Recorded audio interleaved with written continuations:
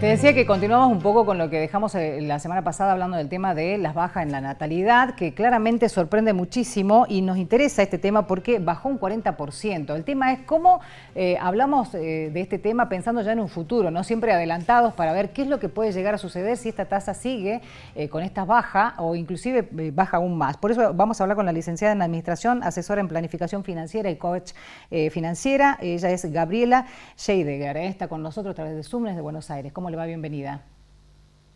Hola, buenas noches, ¿cómo estás? Y buenas noches a toda la audiencia. Muchas gracias. La verdad que es un tema que nos interesa profundizar porque se está hablando en este caso de un fenómeno multicasual y además también que puede afectar al día de mañana el futuro del sistema previsional. Contanos un poco cuál es el análisis. Bueno, hay un estudio muy reciente que lo realizó la Universidad Austral, Ujú, el Instituto de las Ciencias para la Familia, sobre las estructuras familiares y los cambios sociales. Y es muy llamativo y, bueno, preocupante para el sistema previsional de que en un poco menos de 10 años cayó un 40% la tasa de natalidad en la Argentina. sí. Hay que tener en cuenta de que a nivel mundial se está dando un descenso en la tasa de natalidad, pero Ujú. bueno, nosotros hacemos foco en nuestro país y cómo eso podría llegar a, a tener consecuencias de acá a las futuras generaciones que se jubilen. Claramente, porque además esto también, la baja natalidad afecta también al mercado laboral, ¿no? Totalmente, sí, porque hay menos mano de obra activa Mm, y además no solo, o sea, tenemos por un lado una baja tasa de natalidad, sí. cada vez las familias están teniendo menos hijos o no tienen, Ujú, y también aumenta la esperanza de vida. claro. Ese también es la otra polaridad que tenemos. Ujú. Y ante toda esta situación, digo, ¿no? Nosotros un poco encarábamos la semana pasada hablando un poco más de lo local, que también se ve esta situación y obviamente a nivel país se da como lo planteas vos. ¿A qué entienden ustedes cuál es el motivo? Digo, que hoy la gente empieza claramente a no tener familias o directamente a pensar en un solo hijo o no. Digo, ¿cómo incide eso hoy también en lo laboral, ¿no? Hay un montón de cuestiones que seguramente ustedes la han analizado. Bueno, es una cuestión multicausal Mm, y tiene aspectos económicos, pero mm, también sociológicos y mm, que también viene del tema de la salud. Particularmente se detectó de que, bueno, Argentina es un país con recurrentes crisis financieras, entonces mm. ante Claro. esos ciclos que se repiten, las familias, bueno, piensan o deciden tener menos hijos o no tener hasta que se acomoden las cosas, como que eso influye en las decisiones. Ujú, También hay ciertos cambios en los paradigmas sociales.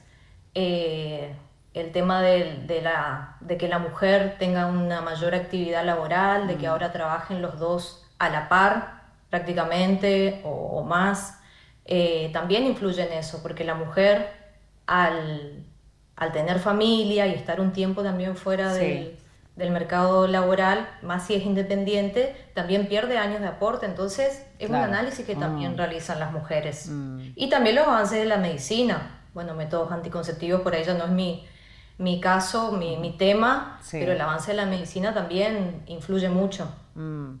Bueno, un poco se hablaba esto, ¿no? El tema de la educación sexual, digo, que tan presente hoy, digo, algún tipo de información que pueda también, ¿no? Generar que en el caso de los jóvenes tomen recaudos y obviamente no se avance en ese sentido. Digo, es un montón de cosas son factores, digo, que influyen. Totalmente. Y muchos cambios de paradigmas sociales, porque antes Mm, nuestros bisabuelos, nuestros abuelos venían de las guerras, o sea, ellos no, ni siquiera se preguntaban si tenían o no que tener familia. Ellos mm, tenían porque tenían que dejar una descendencia. claro. Ahora sí, Mm, tanto el hombre como la mujer analiza, ujú.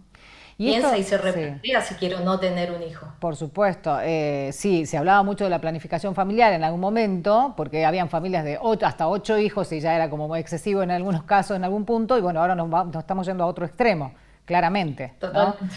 Es claro, y rápidamente digo, porque 10 años uno dice, bueno, es una década, pero es poco igual, ¿no? Para que baje tanto. Es, es poquísimo Mm, porque son tendencias que se dan en ciclos muy grandes. mm, Viene de una tendencia descendente hace varios años, sí. pero en los últimos 10 años fue algo muy marcado. Claro. Sorprende, digo, que una de las provincias argentinas haya planteado pagar, digo, ¿no? Para que los jóvenes proyecten, digo, tener familia, ¿no? Esto es también, Total. bueno, es como empezar a ver que estas cuestiones que plantean ustedes, inclusive en este estudio, se van a dar y no muy lejos, digo, ¿no? En el tiempo. Por eso es la preocupación. Ahora, ¿cómo se revierte o qué es lo que se puede hacer en este sentido? Claro, ese es el tema, el análisis, porque, o sea, ya mirándolo desde el punto de vista para nuestro sistema previsional, o sea, Ujú, tenemos tanto la baja de la natalidad como la informalidad como dos causas fuertes mm, que hacen a que el sistema esté bastante débil, ¿sí? sí.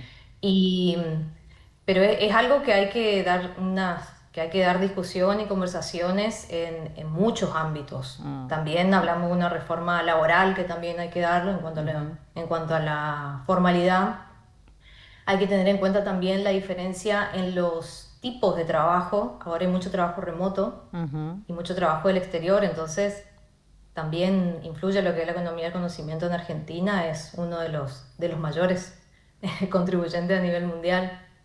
Eh, y bueno, también hay que tener en cuenta ahora recientemente se aprobó vamos a ver si se promulga la ley, aunque el Sí. presidente dijo que no, Ujú, pero de la reinserción de la moratoria. Y ese es ujú, un tema también, mm.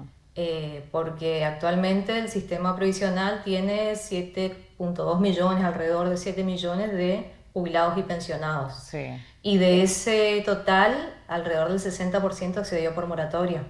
es verdad. Entonces, ¿cómo? Y está de acuerdo a los números de la Oficina de Presupuesto de Nación que si pueden acceder las personas a una moratoria serían alrededor de 220.000 más. Mm. Entonces, ¿cómo se va a financiar eso? Que bueno, es una discusión Sí, que también por ahí escapa, mm, pero son cosas a analizar y a pensar y por ahí los jóvenes, o sea, mm. los menos de 50 menos de 40 ya concientizarse de que el que tenga la oportunidad de hacerlo, pensar en armarse una jubilación propia Mm. y no pensar como antes, porque ya hace muchos años que la jubilación del Estado no alcanza. Claro, totalmente. Bueno, vamos a tener que ir pensando claramente todos en eso, ¿no? Siempre te dicen los abogados previsionalistas, 10 años antes de, obviamente, que te tengas que jubilar, empezá a por lo menos ver tus papeles. Ahora hay que empezar a ver en realidad cómo ahorrar para tener tu propia jubilación y no depender del Estado.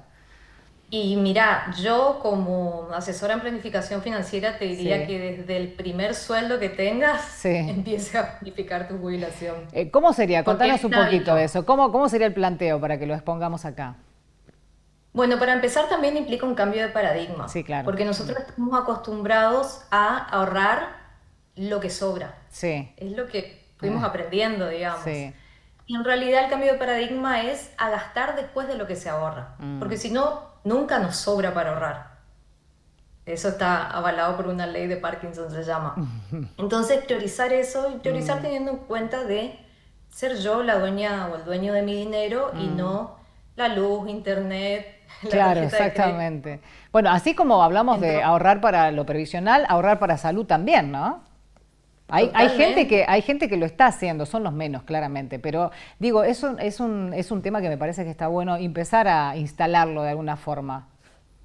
Sí, sí, lo que pasa es que todo lo que implica planificación financiera, o Mm, sea, de entrada de que tanto en la primaria como en la secundaria, en las universidades, incluso sí, en carreras relacionadas con la ciencia económica, mm, no hay educación financiera. es Y cada cierto. vez hay más inclusión financiera mediante aplicaciones y un montón de acceso de tecnología, Sí, pero que no necesariamente tiene la misma correlación de educación financiera. mm, Por eso también hay tantos aumentos de préstamos. mm, Pero bueno, no me quiero ir del tema que estamos hablando y mm, hay muchas herramientas a las cuales uno puede acceder sí, eh, para poder planificar su jubilación, como por ejemplo un seguro de retiro, ujú, que es una herramienta facilísima y que la persona la puede hacer a medida. O también, si uno tiene la conducta, que eso es muy importante, sí, ahorrar por su cuenta, invertir por su cuenta en el mercado de mm, capitales, si uno tiene conocimiento, es una excelente oportunidad. ujú. Pero el tema es la educación, Ahí invertir en estamos. conocimiento y Importantísimo. Algo que está faltando. Vamos a convocarte en otra oportunidad para avanzar sobre este tema específico, porque también es súper importante, así que si tenés el tiempo después Sí, lo planeamos con la producción. Muchas gracias por acompañarnos, muy amable. Un gusto. Igualmente. Y muchísimas gracias. Un saludo a vos y a toda la audiencia. Muy amable. Y pueden seguirme A en ver, Finanzas ¿dónde? con Fabi en Instagram. Bueno, ahora igual vamos a publicar nosotros la nota y vamos a poner ahí también tus redes. Muchas gracias. Un saludo. Muchísimas gracias. Bueno, así